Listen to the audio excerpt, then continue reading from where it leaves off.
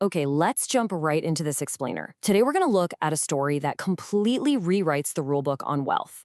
It proves, once and for all, that you don't need to be a math genius or have some fancy Wall Street pedigree to build a massive fortune. Seriously. It actually just comes down to the psychology of money and how financial success is way more of a behavioral soft skill than a hard science. So what does it actually take to build an $8 million fortune? Now, when we hear a number like that, our minds usually jump straight to tech billionaires, right? Or investment bankers, or people born with a silver spoon. We picture complex financial models and high-powered connections. But what if I told you the answer is way simpler, and honestly, much more accessible to everyday people like you and me?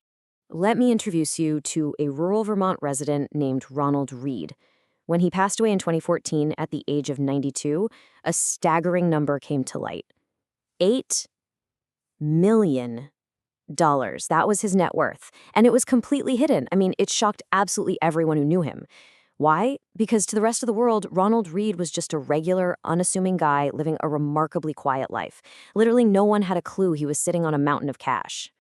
Read lived an incredibly low-key life. He did ordinary blue-collar work, and get this, he had absolutely zero formal financial background. Just look at this ultra-humble baseline. He was the very first person in his family to even graduate high school, and he actually hitchhiked to campus every single day for that. He spent 25 years fixing cars as a gas station attendant. After that, he spent another 17 years sweeping floors as a janitor at JCPenney. Even his downtime was simple. His main hobby wasn't golf or sailing, it was literally just chopping firewood. And he kept his lifestyle incredibly modest. At age 38, he bought a two-bedroom house for $12,000, and he lived in that exact same house for the rest of his life. He was tragically widowed at age 50 and actually never remarried. Right up until he passed away in 2014, there was practically nothing in his day-to-day life that would make you think he was a multimillionaire. He kept his head down and was the absolute epitome of modest living. The true scope of his hidden success only became clear in his will. Of that massive $8 million fortune, he left about $2 million to his stepkids and some others. But the rest?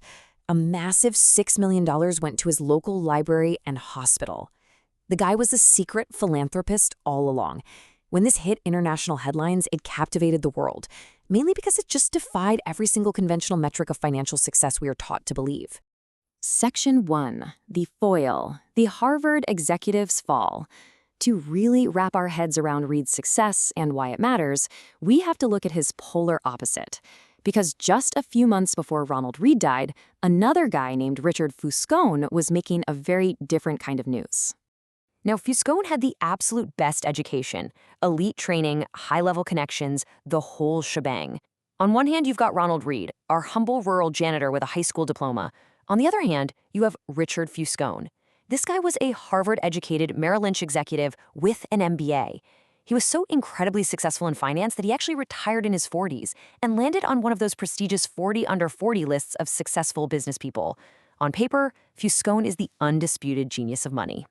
But wow, the contrast in their lifestyles is staggering. Fuscone basically borrowed heavily to fund a lavish lifestyle, while Read, as we know, lived way below his means. While Read was living in his modest $12,000 home chopping his own firewood, Fuscone was expanding an 18,000 square foot Greenwich mansion. We're talking 11 bathrooms, 2 elevators, 2 pools. It cost an astronomical $90,000 a month just to maintain. He was famous for dining and dancing on top of a see-through cover over his indoor pool. It's the ultimate contrast in behavior. But then, the 2008 financial crisis hit, and it completely turned Fuscone's highly leveraged assets to dust.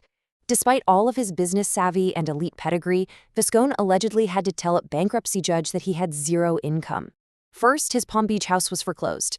Then, that massive Greenwich mansion was sold at a foreclosure auction for a huge loss, about 75% less than what an insurance company thought it was worth. High debt and illiquid assets completely wiped out his massive advantage. And that brings us to this quote by author Morgan Housel, which is just the ultimate punchline here. Ronald Read was patient, Richard Fuscone was greedy. Think about how wild this is for a second. In what other industry does someone with no formal training, no college degree, and no background massively outperform someone with the absolute best education and connections? I mean, a janitor is never going to outperform a Harvard-trained surgeon in an operating room, right? But in investing, it actually happens. behavior and emotion completely eclipsed a massive gap in education and experience. Section 2. The Mechanics of Wealth. How the Janitor Did It. Because look, Read's wealth wasn't from a lucky lottery ticket or some huge inheritance. There was no magic trick or secret insider tip. It really just came down to 3 core factors. First up, frugality. He lived well below his means for decades. Second, consistent investing. He saved whatever little he could from his modest paychecks and consistently bought blue-chip stocks. And third, and this is absolutely crucial, extreme longevity. His greatest secret was simply time. By managing his behavior and surviving market downturns without panicking, he let the math of compounding do the heavy lifting over a very long lifespan. He just set it and let it be. He didn't interrupt the process. This brings us to a core concept straight from our source material, Morgan Housel's brilliantly insightful book, The Psychology of Money. The profound realization we pull from these pages is that finance isn't a hard science. It's not just about math formulas, data points, or building the perfect spreadsheet model. Instead, it's a soft skill. It's an arena where how you behave is fundamentally more important than your technical intelligence or formal financial education. And honestly, this reveals a deeply hopeful truth. Every day, ordinary people can absolutely outperform the world's top experts if they can just master their own psychological impulses and their ego. It is entirely about how you act, not simply what you know. So how do we actually master this soft skill? Well, first, you've got to stop the internal goalpost from moving. Don't let your expectations rise so fast that you're never satisfied. Second, never risk what you need for what you want, which is a lesson Richard Fiscone obviously learned the hard way. You also need to focus on a mix of frugality and a healthy dose of paranoia to actually stay wealthy once you start building it. Remember that luck and risk influence every outcome. Successes and failures are rarely 100% in our own hands.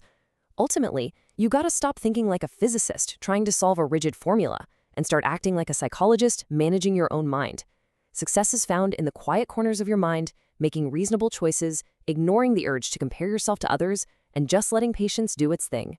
Which brings us to a final, critical question for you to ponder today. If wealth is a behavioral soft skill rather than a measure of intelligence, what are your daily habits costing you? I hope this explainer leaves you wondering how a slight shift in your own patience, ego, and everyday behavior could completely rewrite your financial future. Because, as Ronald Read showed the world, the power to build extraordinary wealth might just be hidden right there in your everyday choices.